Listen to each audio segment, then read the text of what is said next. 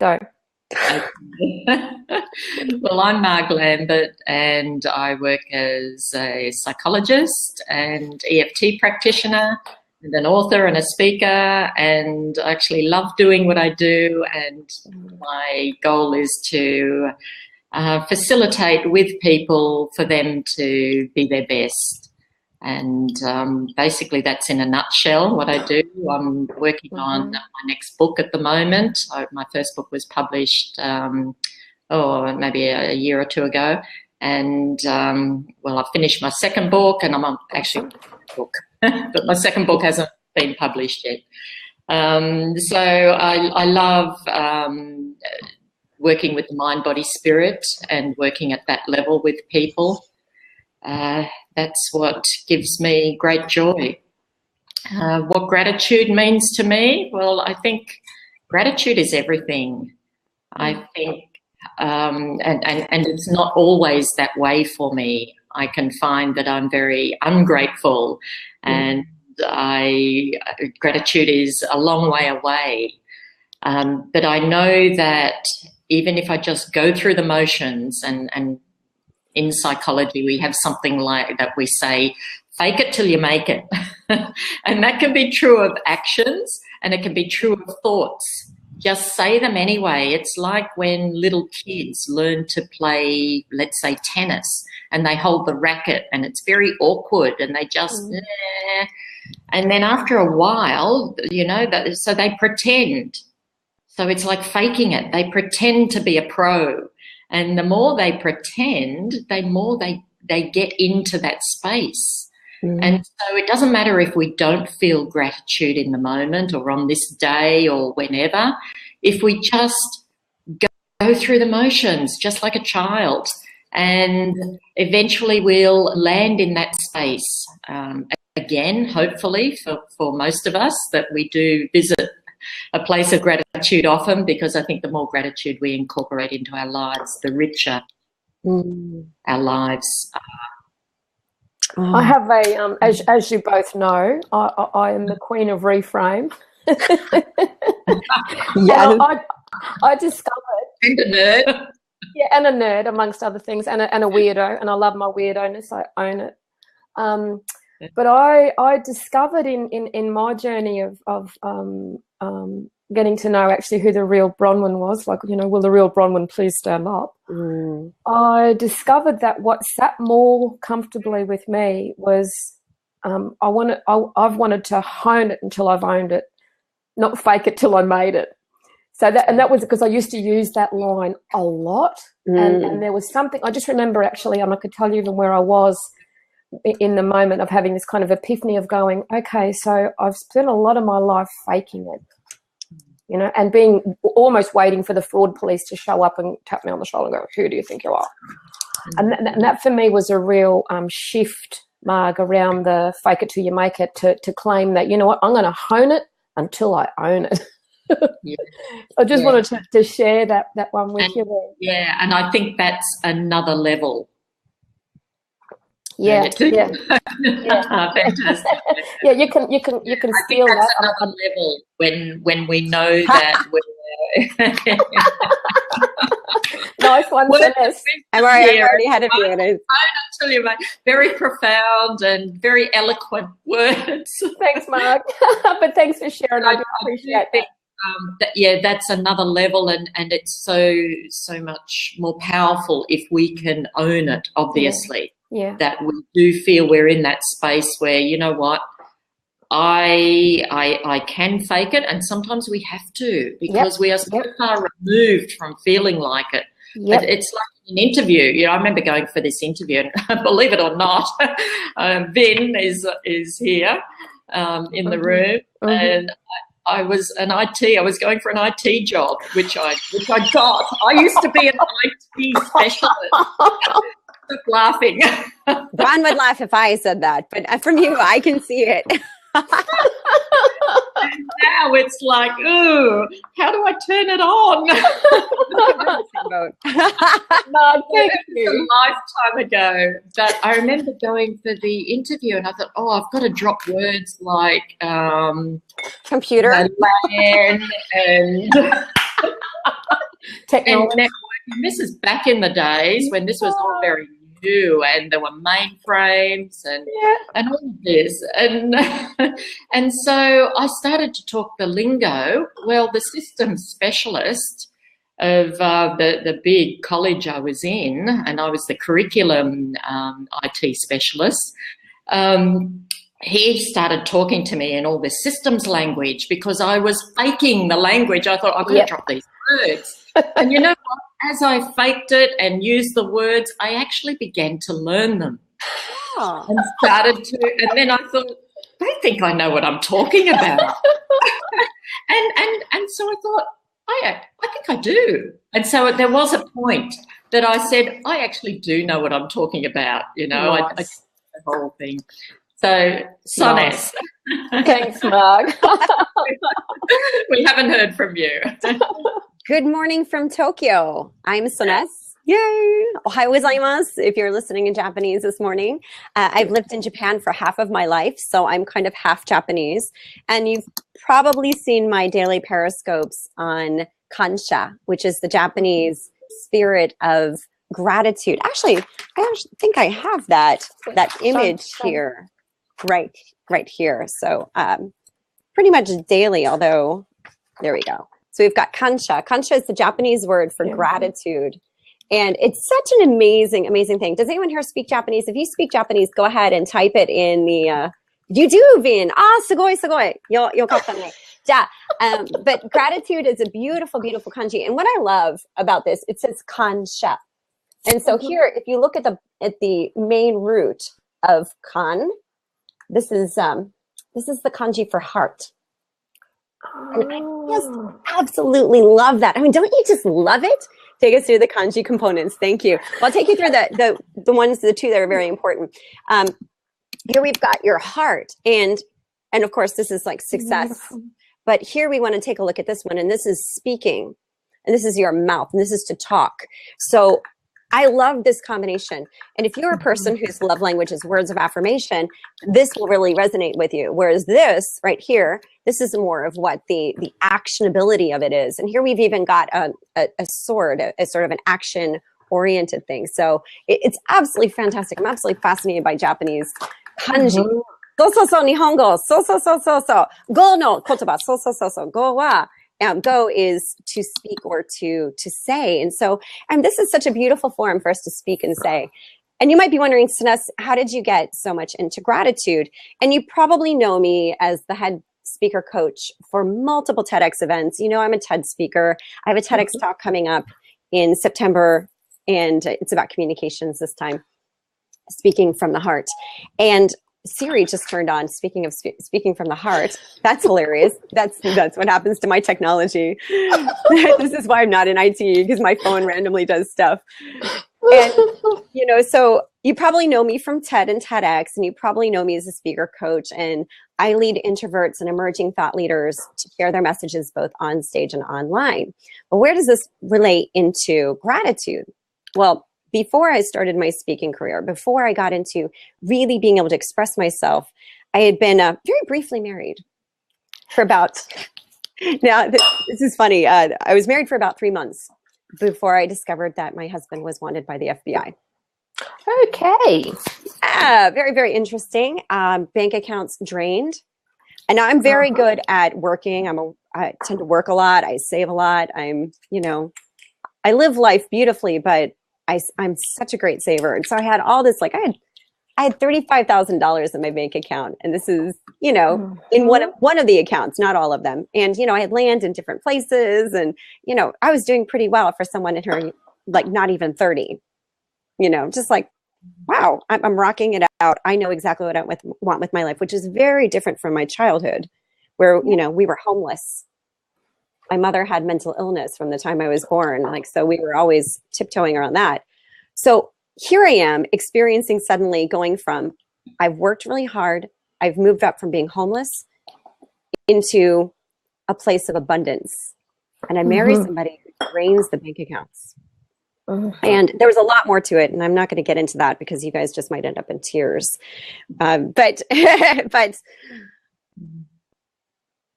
when that happened, and when people say they've got a broken heart, And no one knows that as much as you do in your own experience. And it's like you're in this very vulnerable space, like the Ood. Do you know the Ood from Doctor Who? If you're a Doctor Who fan, go ahead and type in your Doctor Who fan in there. I'm a Doctor Who fan. There's my little nerdy side. I've always been into sci-fi. So, and I worked in robotics too, which is a really funny story another time in another place. But the Ood, thank you. Authoritative language of the heart. Yes, beautiful. Thank you, Vin. Robotics, yes. The Ood in Doctor Who would carry an orb in their hand, and what their orb really was their hearts. And so when you're in that space of having, maybe you've experienced this, maybe your heart's been broken from a relationship or a friendship or within your family. You saw that episode. It's such a good one, right, Vin? Ah, goodness, I love it. And when you're in that space and you're in that moment of, geez, my heart has been broken. It's like you have your heart out there like the Ood, but someone's gotten into a garbage truck, run over it forwards, run over it backwards. The garbage man has gotten out and just decided to put on his soccer cleats and jumped on it up and down, up and down, and up and down. And you think, am I ever going to get out of this? How are we ever going to get out of that moment? My friend said, Sinnes, you'll never leave your home again after what happened. You'll probably never date again, because it was more than just the funds coming out. It was a complete shock to the system. And I'm like, no, you don't understand. I'm resilient. I will leave my home again. I will date. I will be happy, and I will come back to this. And one of the key components of that moving back and shifting into place was getting in touch and saying, I need to reset back to Sinnes. But wait a minute, there was something in there that was calling me and saying, why did I attract this man? And I talked to my mother who had left us as homeless, had mental illness, chronic depression from the time I was born. And it turned out that my father did the same exact thing to her. And my father was also wanted. What? Here's like a whole bunch of family stuff coming out at the same time. Like, you are kidding. These patterns recycle. They repeat, they repeat, repeat, repeat. And my mother never got out of it. She never moved beyond that chronic depression that shocked the system. And she held on to that anger. And I thought, here we have a choice right here, right now. What do we choose? Do we choose to hold on to that anger, that vengeance? Or do we choose to have that gratitude? Have that, I am where I am now, and I'm really thankful for that. Now, I'm not saying it's easy. Margaret said the same thing just a moment ago, and she said, yeah, exactly, vulnerable. She said, sometimes you got to fake it till you make it. And Bron said, hone it till you own it. And sometimes when you're in that very, very dark space and you're thinking, how the heck can I possibly have one thing to be grateful for? I lost my jobs. Got me fired. And here I was, a star of all of these things that I was doing. And suddenly my work is gone. My bank is gone. My life is gone. My reputation is gone. All within a week. It was gone. You think to yourself, how do you move beyond that? How can you hone it till you own it? How can you fake it till you make it? How can you do what you need to do? And you don't. You just take that one moment and you find, what is that one little light? That one little light in the darkness. And sometimes we're in the dark and you forget what the dark is once you turn on the light. So today, hopefully we'll share with you some really simple techniques, because we've all come from different experiences that might have been dark, but how to find that one light and how to find that one little piece of gratitude. Even if you're in the darkest place. A dark cannot beat light. That's absolutely correct, Vin. Dark cannot beat light. So today, let's turn on a light.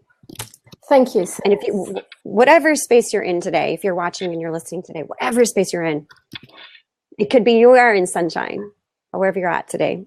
Let's find some ways to get through it. The flip for me, and thank you very much for both of you for sharing what your philosophy, what your belief, what your respect is for gratitude. The difference for me in actually what I could call accessing gratitude was when I realised, which, you know, I'm alluding to the topic, of course, of is it a noun or is it a verb?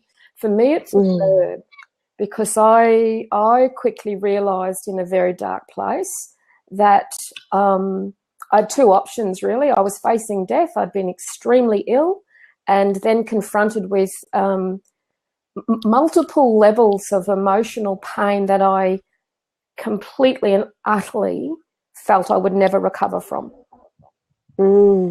Beyond anything I could have ever comprehended.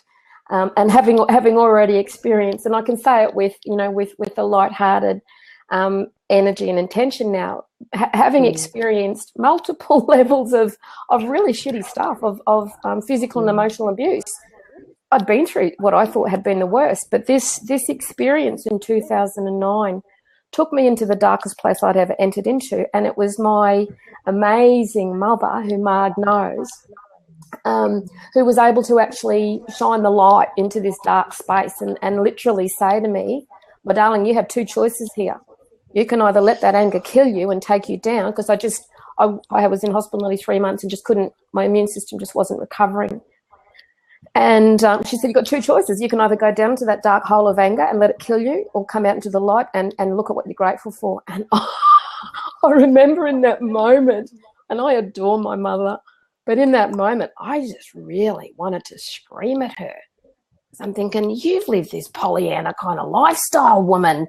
You have got no idea what my life has been like." Nor could she, in that moment, ever comprehend the level of grief and loss I was experiencing. It was absolutely beyond belief. And that was my rope. Her absolute commitment and her truth. She met me in that heart-centered place of just saying, "You got two choices. You either stay down there and let it get darker and die, or take the rope and get on out." I was like, "Ooh, why are you doing this?" And that's when I really started to use gratitude as a strategy.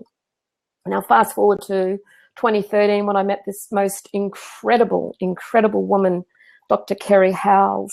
And I'll actually share a link. Let me just grab that link.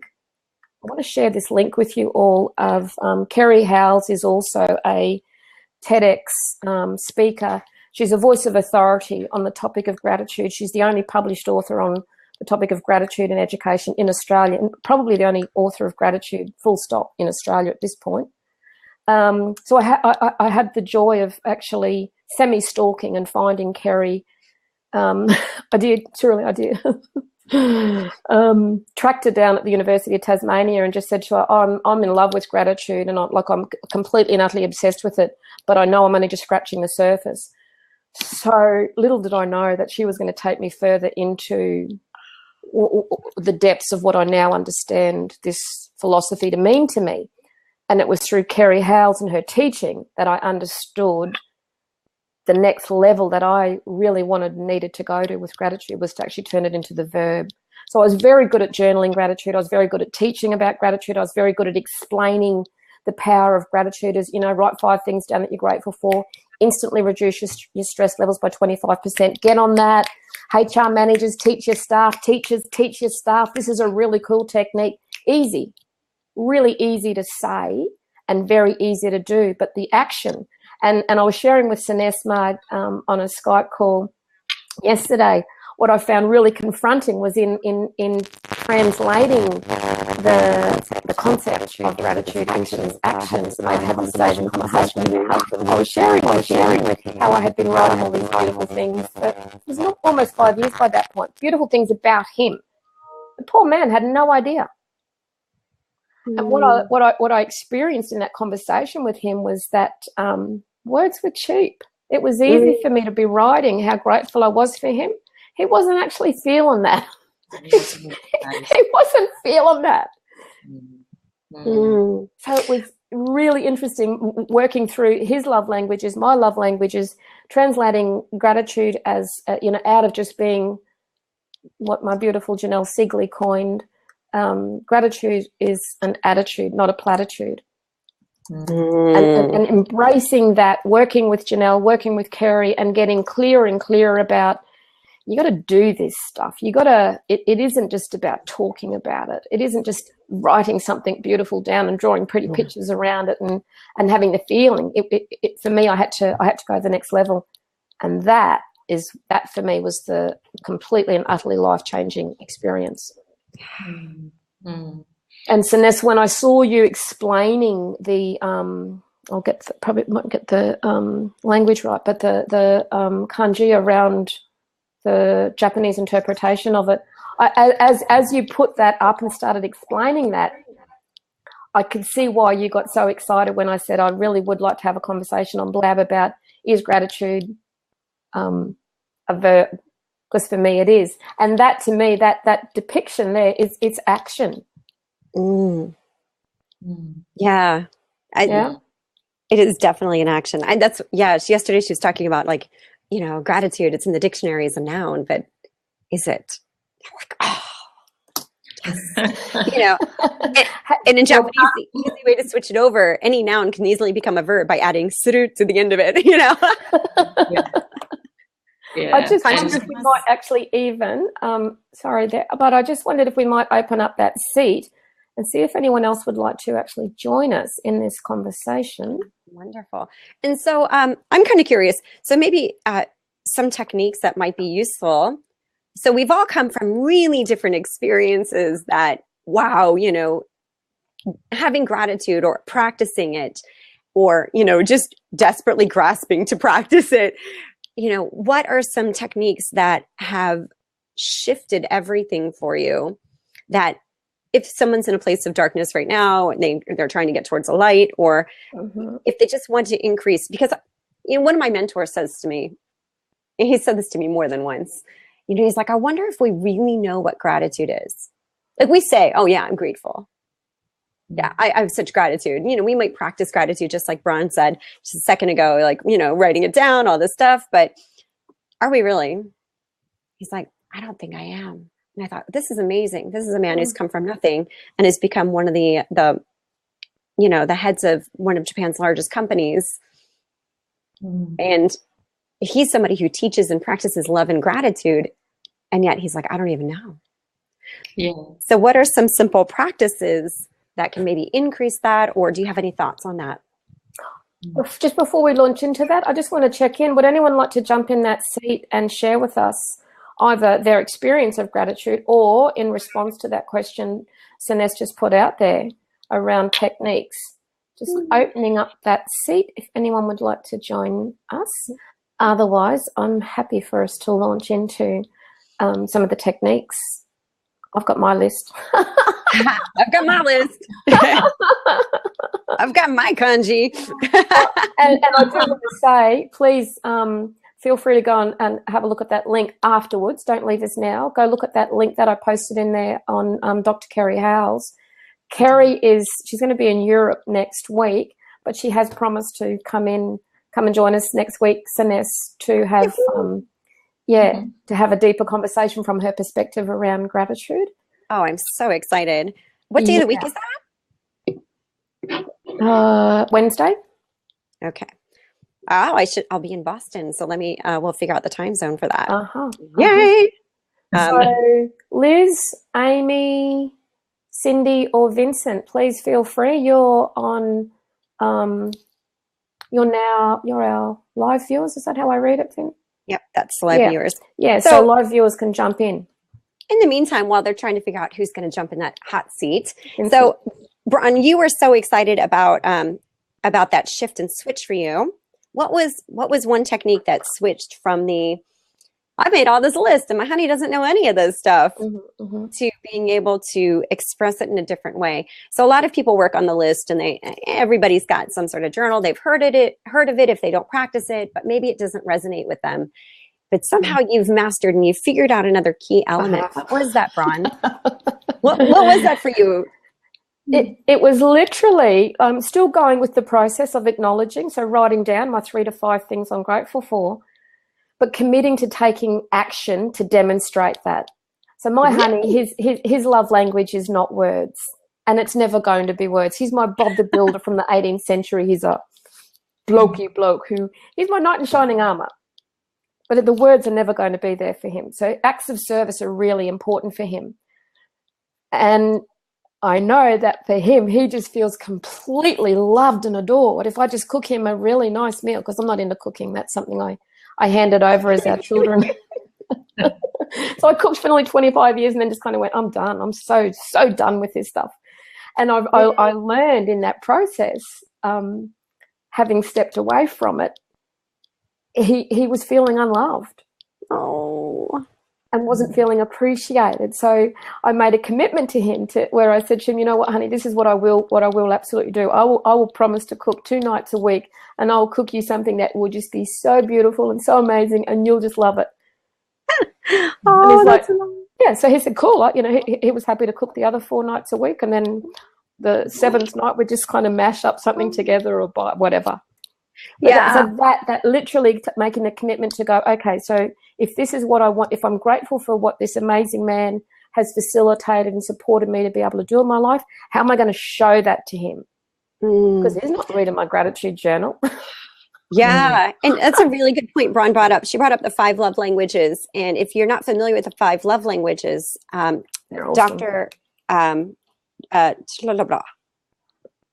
John... I forget the name. Oh, it's gone. It'll come to me in a moment. Just a moment. Chapman, Dr. Gary Chapman. Thank you. I can't see it in front of me, but I can see it in my mind's eye. Dr. Gary Chapman, he wrote a book called The 5 Love Languages. Absolutely amazing. You can check out the video on YouTube as well. And the 5 love languages are, and this is how basically we all have a communication style. So for me, I speak English and Japanese. I'm not sure I speak either one of them anymore. But imagine that we're speaking English or Japanese, or maybe Margaret, you probably speak, another language. So let's pretend that Margaret speaks what? Kupupunyu. There you go. She speaks that. And that's her native language. And I try speaking to her in Japanese. We're not going to have a connection because she doesn't understand what I'm saying.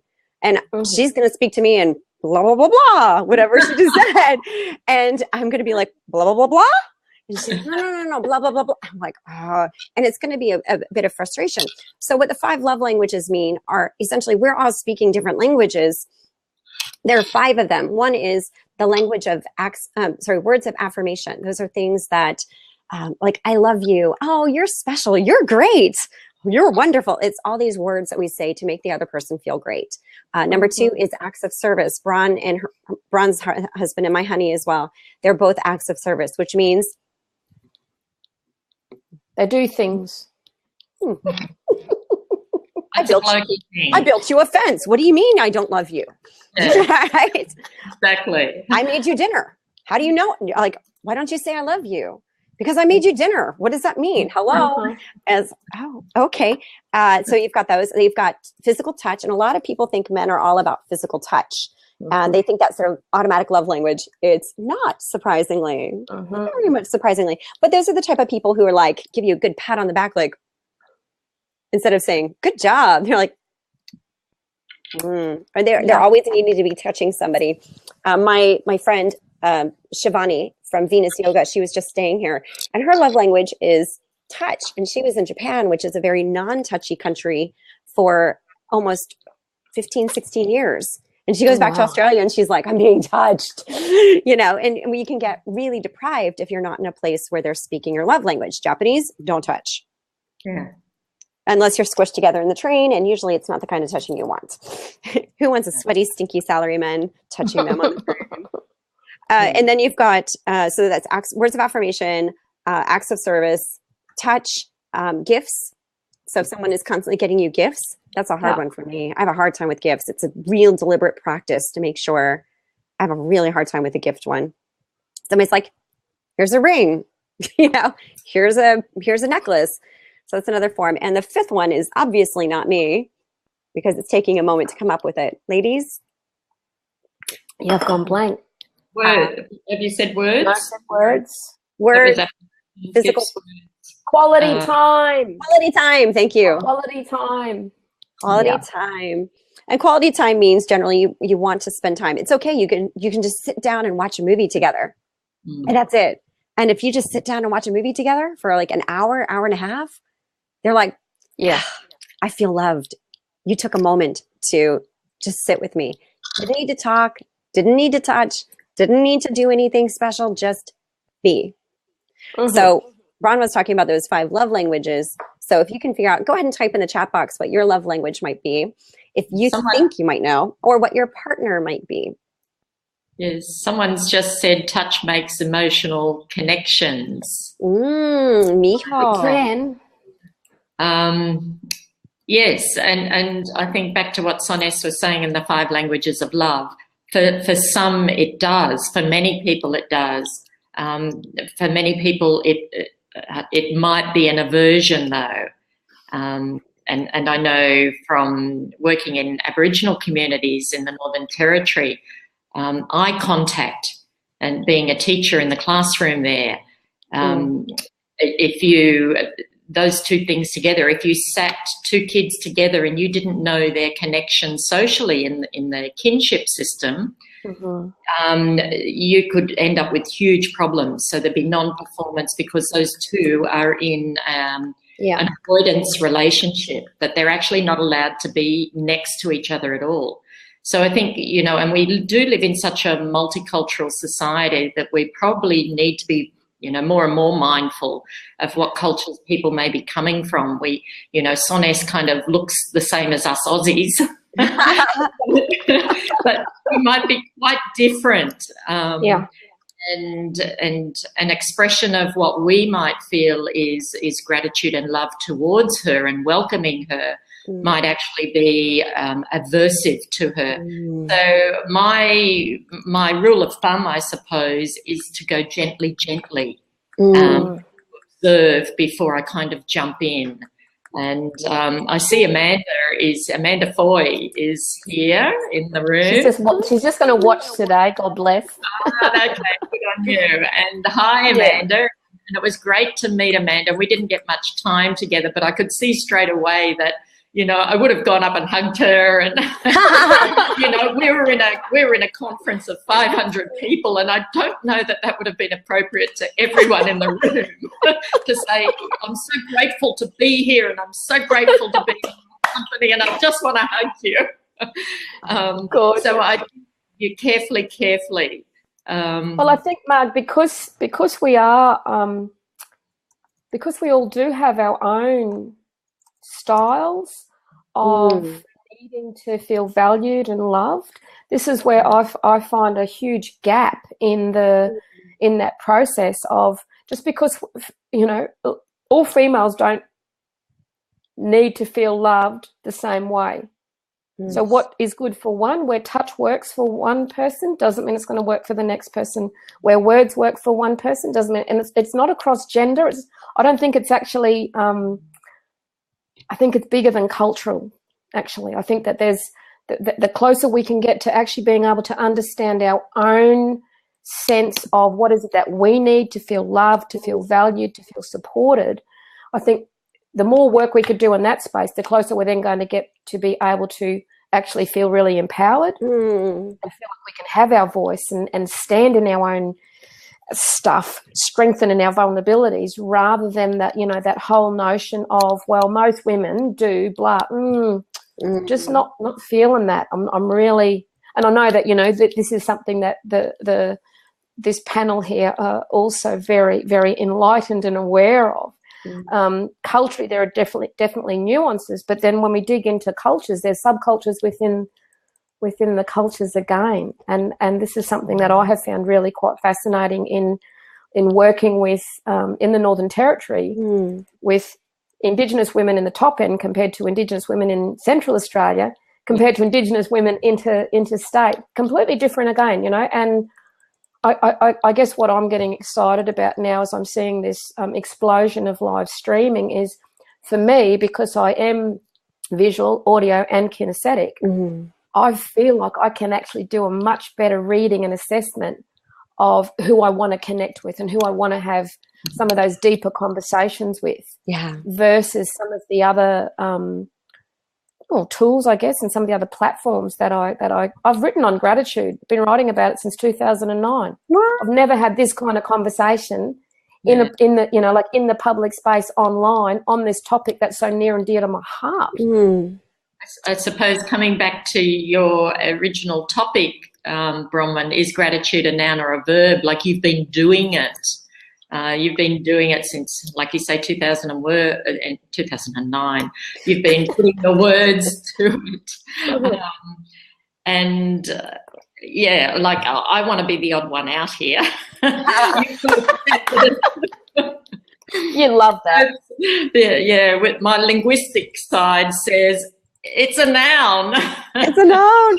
Oh, remember, language is a noun. Let's have a debate. I'm a professor of communications at Yokohama National University.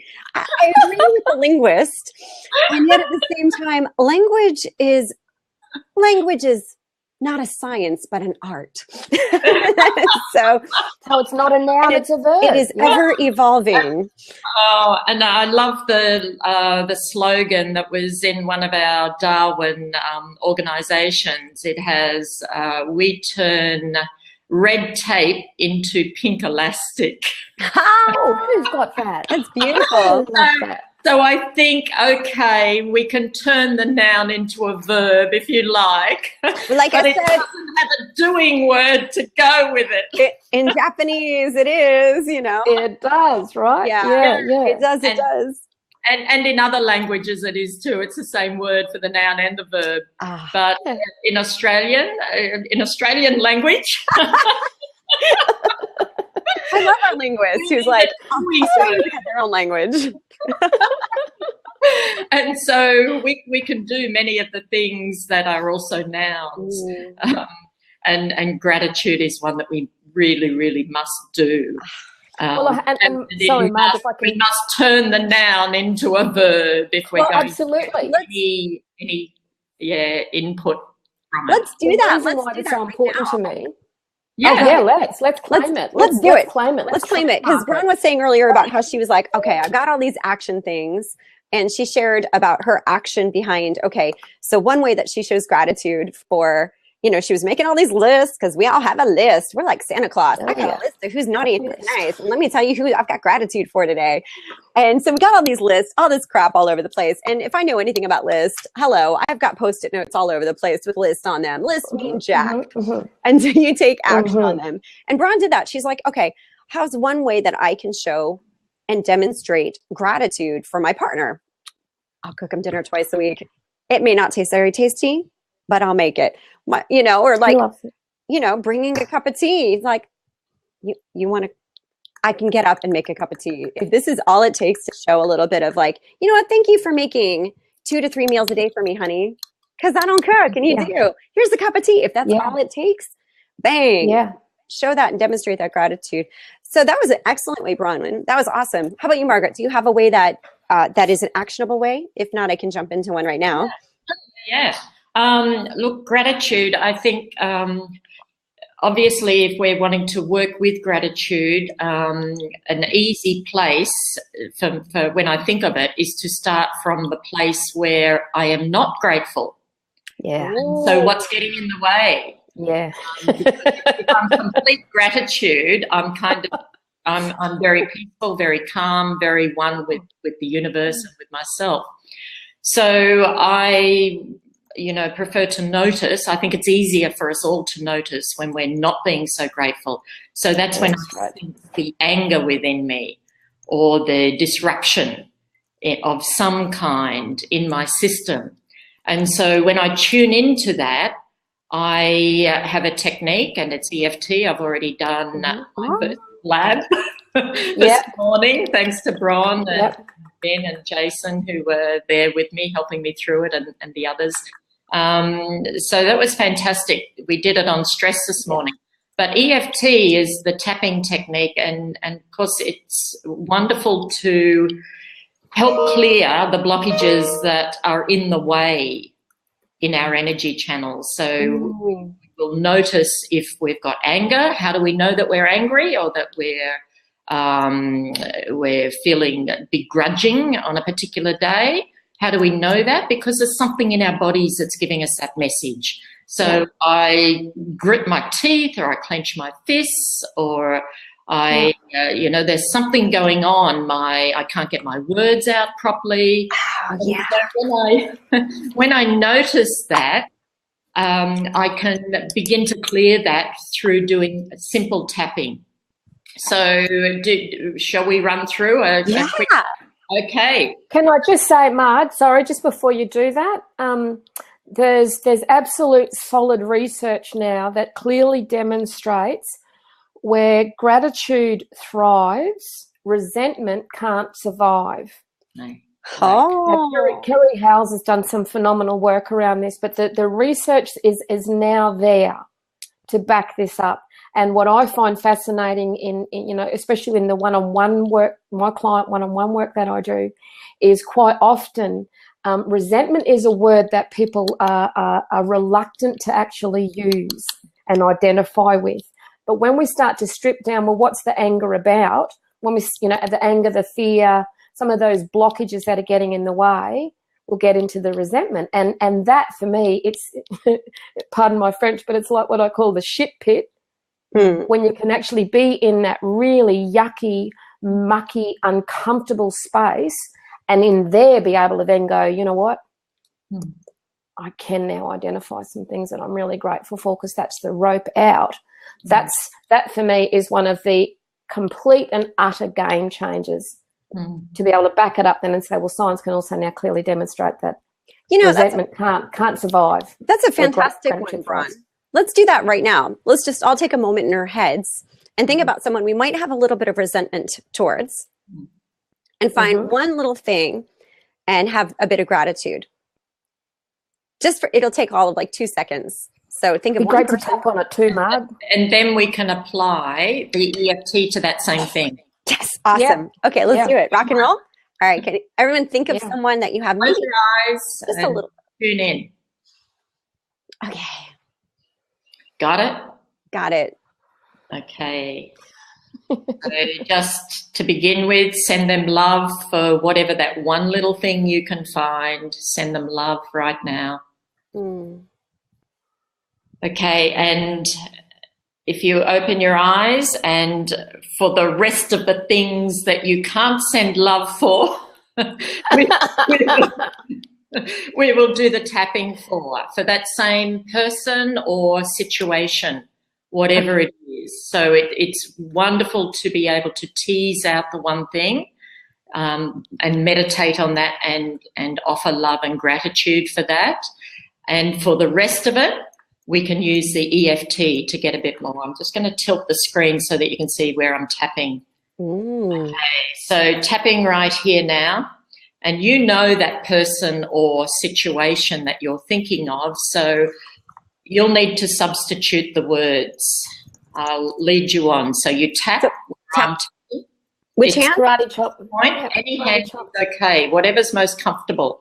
So it's on the side. It's called the karate chop point. Someone would give a karate chop to someone if they were going to slice them. So tapping here and say, because it was resentment that we were doing, and that is almost the opposite to gratitude, I think that's the very thing that we need to work on to send more gratitude. But when we do EFT, we actually work on what's getting in the way of the virtue that we want, in this case, gratitude. So we are going to talk about resentment. That's what we're treating. So I want you to say, even though I have this resentment, say that after me. Even though I have this resentment. Even though I have this resentment. Towards, and you, in your minds, you can say whatever it is, towards. Okay, and put the person or the tag on it for you. Then say, I deeply and completely accept myself. I deeply and completely accept myself. Okay, we're going to do that again. Even though I have this resentment towards. Even though I have this resentment towards. Adding on your tag. I deeply and completely accept myself. I deeply and completely accept myself. Even though I have this resentment towards. Even though I have this resentment towards. I deeply and completely love and accept myself. I deeply and completely love and accept myself. Okay, tapping on top of the head. This resentment towards, and you say silently who it is. Say that out loud. This resentment towards. This resentment towards. This resentment towards. This resentment towards. You're just following me now, outside the eyes. This resentment towards. This resentment towards. Under the eyes. This resentment towards. This resentment towards. Under the nose. This resentment towards. This resentment towards. Under the mouth, right there in the groove. This resentment towards. This resentment towards. Collarbone. This resentment towards. This resentment towards. Under the arm, not the armpit, a little bit further down than that. This resentment towards. The resentment towards. 4 inches, as they say in the States, down from the armpit, and the top of the head, 4 inch. This resentment towards. It's resentment towards. Deep breath and let it out. And just close your eyes and think about that personal situation again and see what your level of resentment is now. And if you can open up that one little focus that you had before, does that open up a little bit more for you? Yeah, for sure. Yeah. Okay. For sure. Technique. Yeah, it's a brilliant technique, Mark. I love it. Thank you so much for sharing that. My pleasure. Amanda's got a great question here. In regards to my comment about where resentment thrives, gratitude can't survive, and where gratitude thrives, resentment can't survive. Her question is that in the same subject, or can you be grateful of one thing but the resentment is towards something else? So for me, Amanda, that research is directly relatable to thinking about something that you feel very resentful towards. The more you can go deeper into exploring what you could find, and even if it's only one thing, what you can find to be grateful for, resentment cannot actually thrive. It can't survive. Mm. I'd love you. Check out Dr. Kerry Howells, please. That link, I'll be happy to drop it back in here again. Her work. This was at the Mind and Potential conference, actually, Marg. And I had a feeling you were both at the same one, but it may not have been. But that's her, Dr. Kerry Howells. Well, and she will be joining us next week, Amanda. And if you'd like to take a spot on the hot seat, I'd be happy for you to come in. Yeah. You know, and I've tested this stuff because, again, this was one of the techniques that I used, Siness, to move from gratitude as a noun into gratitude as a verb. So thinking about it, I know the linguist and the professor, right? I'm just going to be the nerd on this one. No, I'm the experiential learner. I go try this shit out, right? Yeah. Do I look like the typical professor? No, really. No. Linguist. Yeah, exactly. Right. You know, that's that's very, very amusing. You know, sometimes we don't always appear the way. Yeah, I mean, you can't judge a book by its cover. But we know that deep down inside, our tears all taste the same.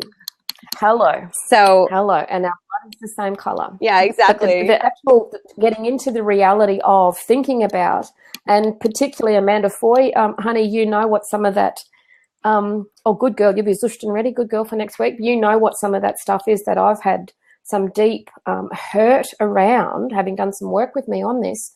I can honestly put my hand on my heart now and say, you know what, I'm so grateful for all of that grief and loss because that taught me so much. Yeah. Would I put my hand up to say, please take me through it again? Never. No, never. I'm like, yeah. Never. Would I want to run 10,000 miles? You bet. I'd be on the pony and giddy up, girl. I'm gone. Yeah. I do not want to ever experience that again in my life because I truly feel like I learned that lesson on every possible level.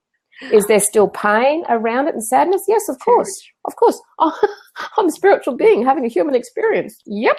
Yes. Sure. Do I feel resentful towards any of it? No, because it's all been part of my journey so far, and part of the learning has been to see it for what it is. I can see it as, pardon my French, I'm a Boilermaker's daughter. Is it shit or is it fertilizer?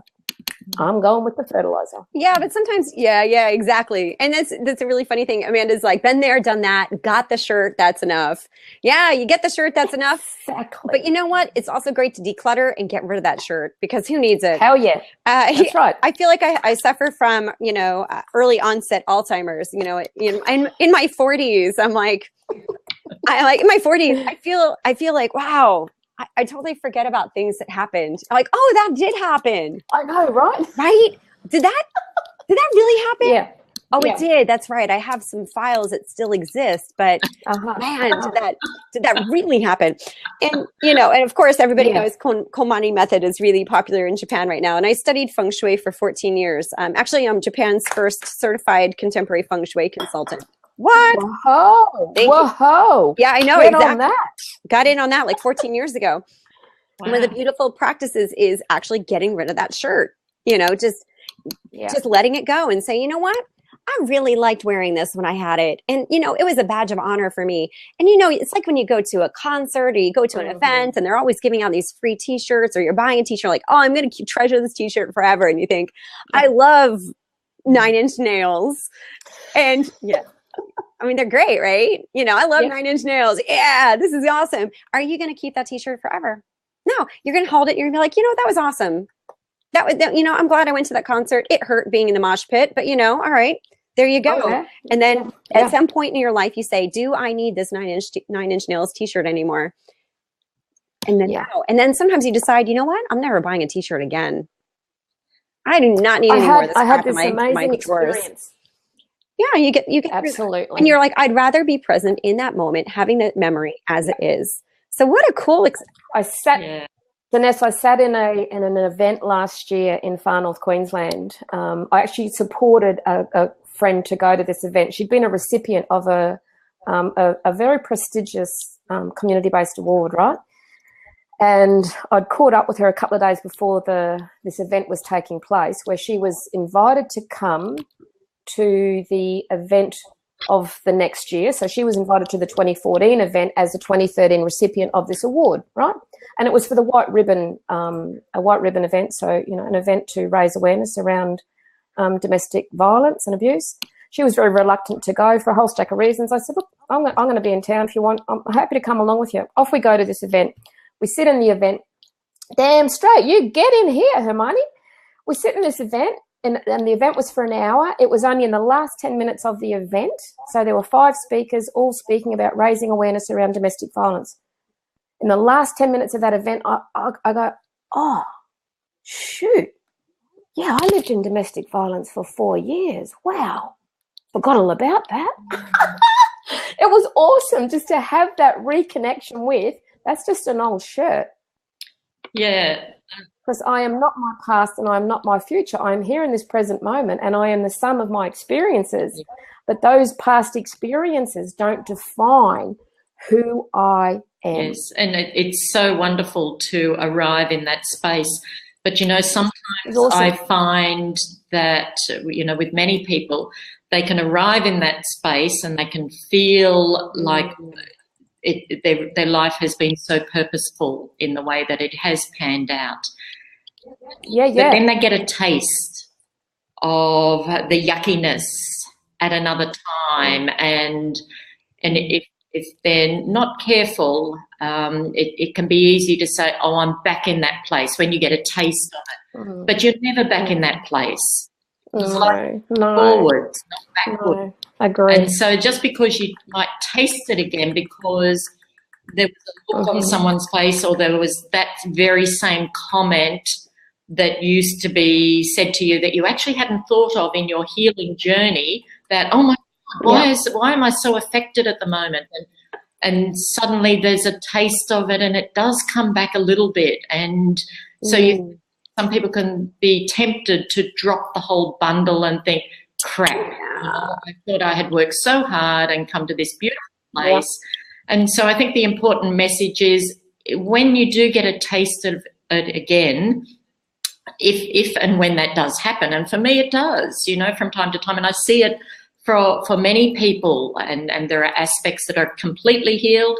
There are some that you might get a taste of again.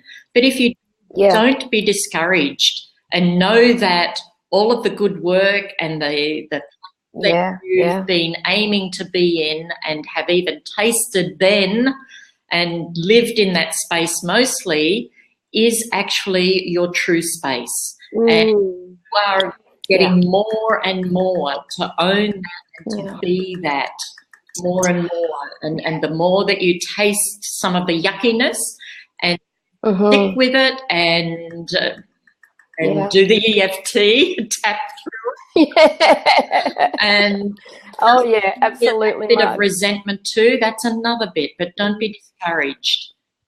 Yeah. Hey, it took me 35 years to get to that point, to be able to sit in that kind of an event and just feel so respectful of the experiences people were raising and sharing, but so disconnected from that having been my lived experience.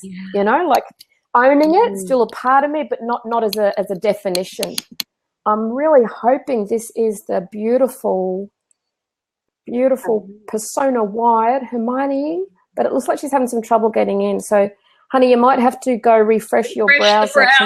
Refresh the browser, and I actually had to turn off Chrome. I had to turn off Chrome. So, Hermione, that might help you out. Shutting it off and then coming back in. This morning to be able to access Blab.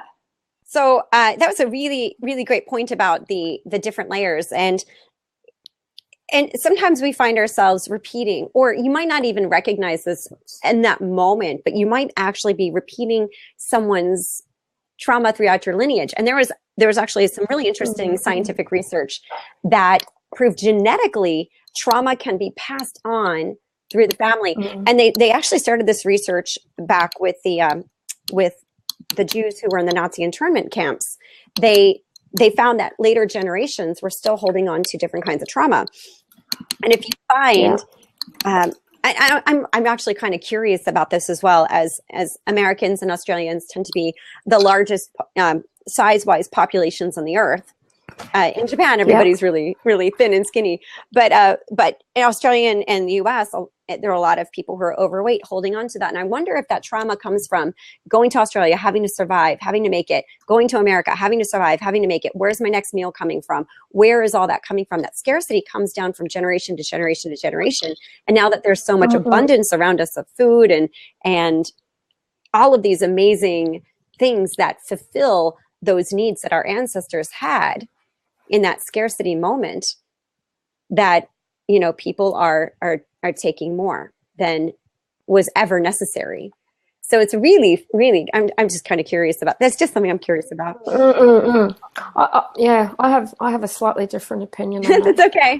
That's okay. It was just something I definitely think, I absolutely believe in cellular memory and, the molecular capacity to hold on to data and store it. Completely support that science. I also have a strong sense that what we're seeing in these two first world countries that you've just named, yours and ours, the US and Australia, I think we've got the access to really cheap, poor quality food is far greater than the access to the higher quality food. The education that sits alongside that, the mentality, and let's face it, like, I could go to town on this topic because it's near and dear to my heart. I come from a family of obesity. I'm the only person out of, my mother and father have 8 children. I'm the only person who is not classified as morbidly obese. Oh, congratulations on that. Good work. You've done a lot. Thank you. I love and honour my food allergies. I adore my food allergies. And I know years ago, Marg said to me, do you want to do some work on that? I said, no, thanks. Thanks very much, but nah. Giving my genetic, composition. Because I could easily, I would be quite happy to just sit and sometimes inhale food. It's at my fingertips. The access to it is just so easy. And I feel like we've moved into this mindset where there is the abundance, but the abundance it's not quality. There's an emptiness in this where exactly. So I wonder if that comes from, genetically, there was that scarcity. So we take whatever is abundant and just take it as much as we can. Humans are designed. Michael Pollan wrote a great book called The Omnivore's Dilemma. Have you read that? It's one of the most absolutely fascinating.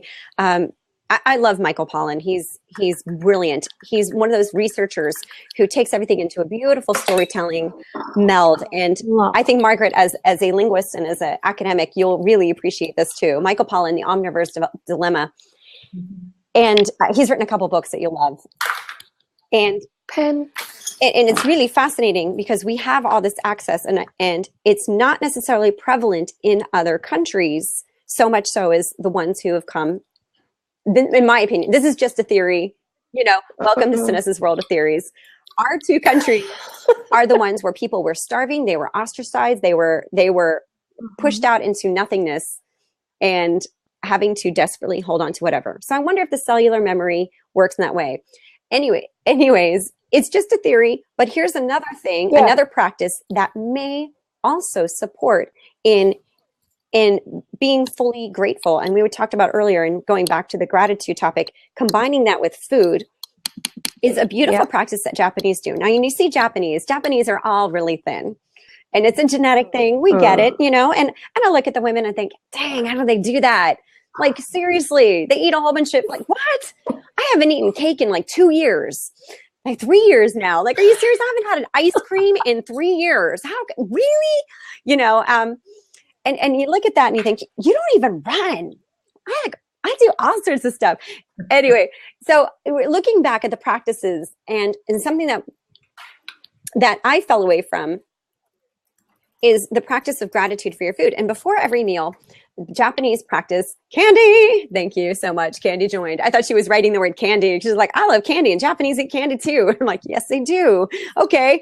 But it's actually her username. Thank you, Candy. Hey, welcome, Hermione. As you get yourself settled in there. You made it. You made it. So pleased to have you in here, hon. Shall I continue? How long can you be with us, Hermione, how long are you here for? I don't know, an hour? Candy, are you in? I just wanted too? I'm in. Oh, wow. Lucky. Where are you? Sorry, Sines. So you stopped me. I stopped mid-sentence. We're just checking. Okay. So Hermione, you okay? Are you cool? Sweet. Thanks so much for joining. So we're talking about how the Japanese, and it turns out Candy Javier is also in Tokyo. Welcome. I'm so excited. Yeah, I'm in Chigasaki, which is a little surf community just an hour outside of Tokyo. But my darling makes a daily commute, and I used to commute daily to Tokyo. It's an hour. And everyone does, because we live in the suburbs, which is a beach town. It's fantastic. Best place to live. If you want to surf and live near the city, this is it. And so one of the practices that Japanese do, and Candy does this, I'm sure, is before we eat every meal, we say, itadakimasu, which is, itadakimasu means thank you to everyone involved in preparing this meal. Thank you to the person who cooked it. Thank you to the farmers who grew it. And thank you to basically, you name it, you're thanking that person. Let me follow Candy just so we can connect on that later. And so all of these people have this thing. Now, the interesting thing is little kids are taught this from the time that they're like able to eat. Their moms put their hands together and go, itadakimasu. And they look at, and before you can eat lunch at the kindergarten, look, and it's really adorable. So kids are trained from a young age to do itadakimasu, which means gratitude for all these people. Now, here's an interesting trend. Now, as you see people, and before every meal, they all go, itadakimasu. It starts being thrown away.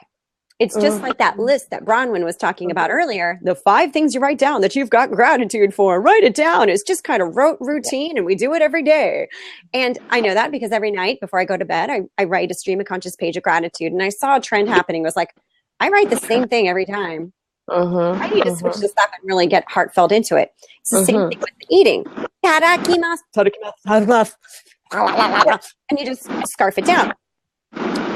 So one day, I'm sorry. Yeah. Whoever having, thank you.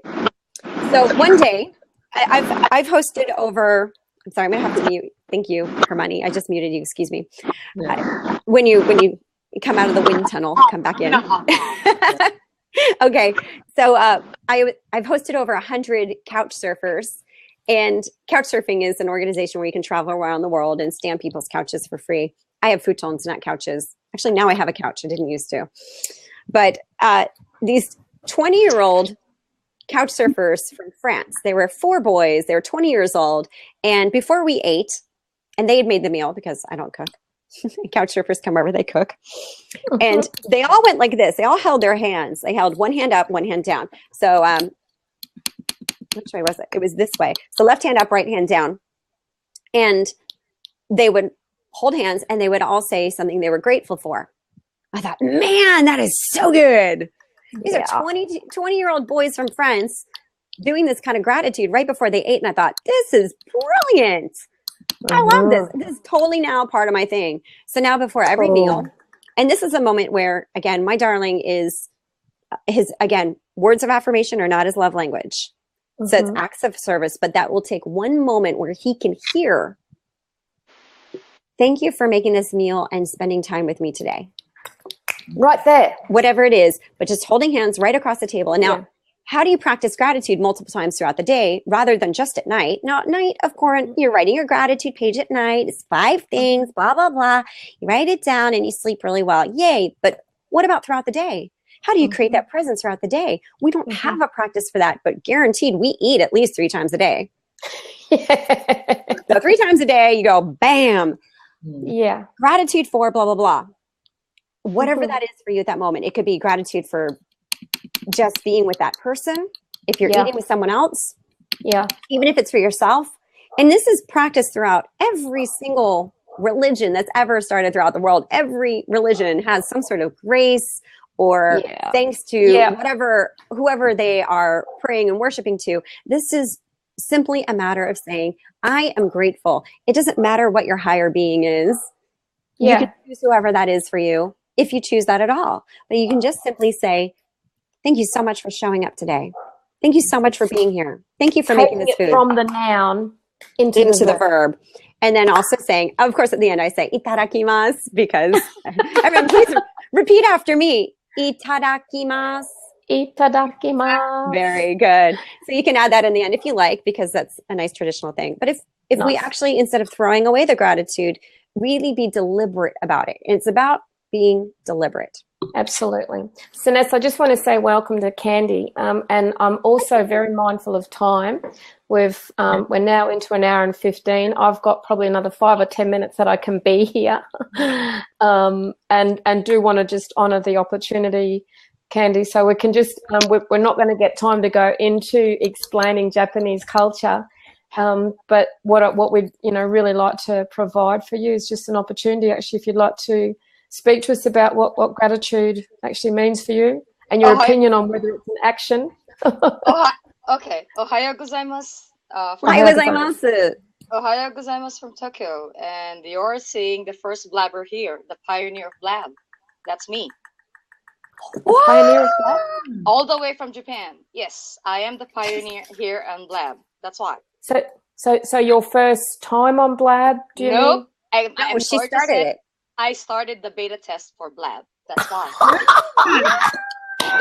the very first person from Japan. Boom! Yes. The very first person in Japan, and the very so grateful you're here. And the very first person that I sent out blab to the world. That's why. And you came. I am also the first one. Yes. That's awesome. Yes.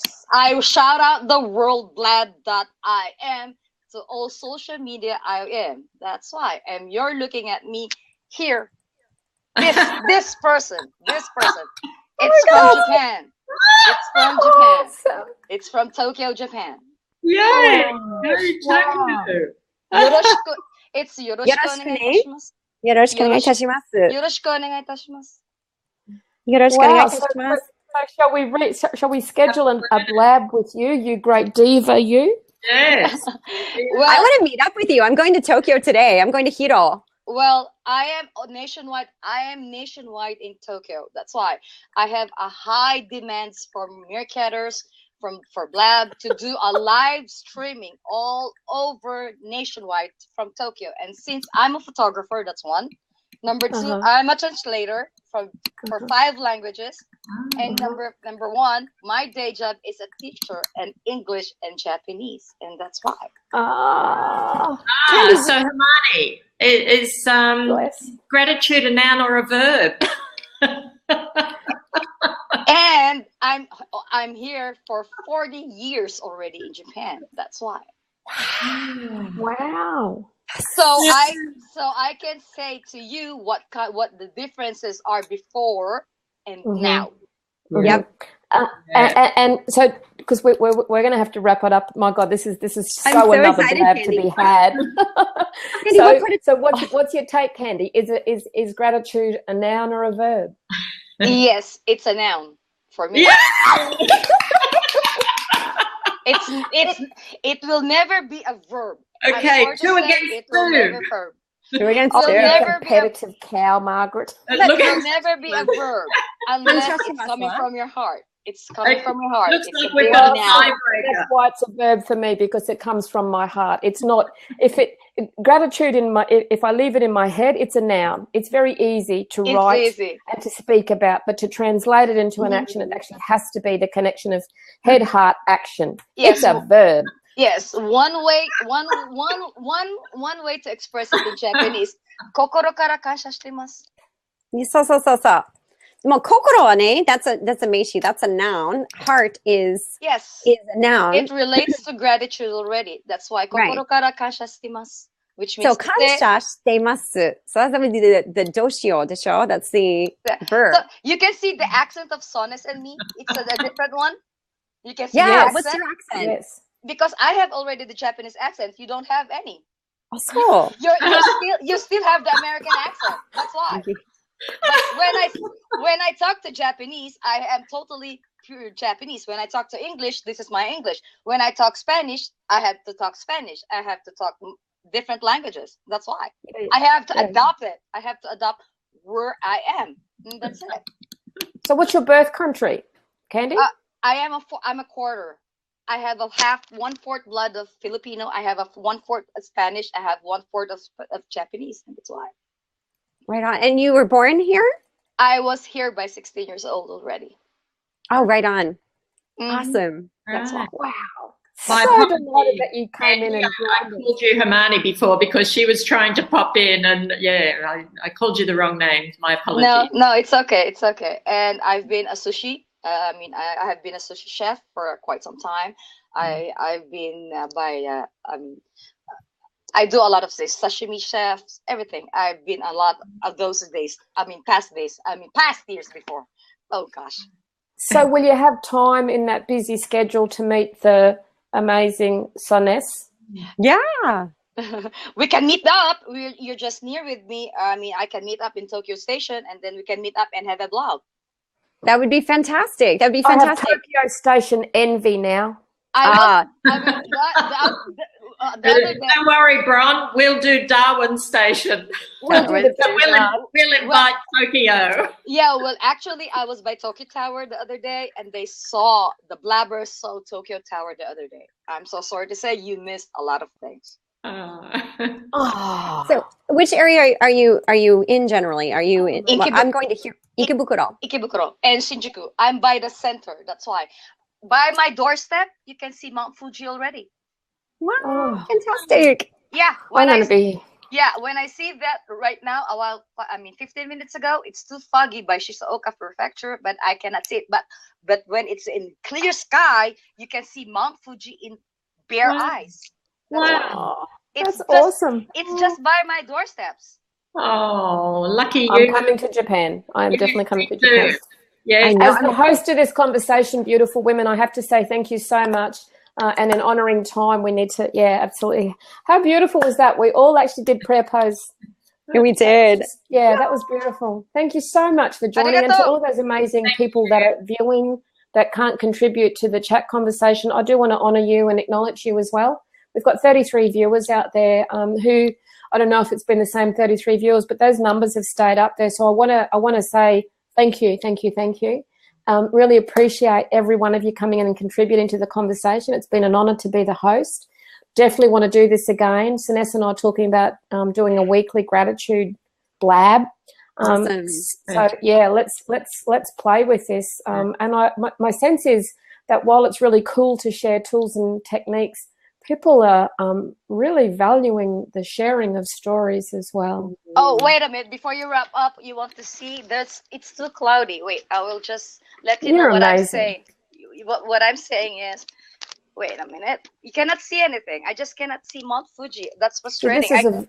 I cannot see anything. This is the verb. Candy, this is the verb. This is you doing gratitude. Okay, let me flip up my camera. Mount There. Fuji is a noun. No. So, I can't see it today. So you're seeing the tower there at the right side, at the left side. Yeah. Then by the antenna, and then you can see the clouds dark there. Yeah. That's the place is Mount Fuji is. Now, yes. Awesome. So the clouds is so thick, I cannot see right now. The only thing you can see is the blue skies and everything, but over there, I cannot see it because of there, it's too cloudy. From my doorstep, see, I'm by my doorstep and I can see Mount Fuji. That's fantastic. Thank Thank you. What a place to live. See? So See? It's beautiful. Thank you so much. In closing, I do want to leave you all with one of the most powerful quotes that I feel I've been blessed to share with the world through the amazing Janelle McCall Sigley. May her soul rest in peace, and may her ashes swim over that beautiful Mount Fuji soon. Gratitude, it's an attitude, not a platitude. So go forth, please. Go do it. Take that word from the head to the heart and do it. Candy. Thank you so much, everyone. Thank you so much for inviting us to join today. Arigato! Thanks. Arigato gozaimasu. Arigato!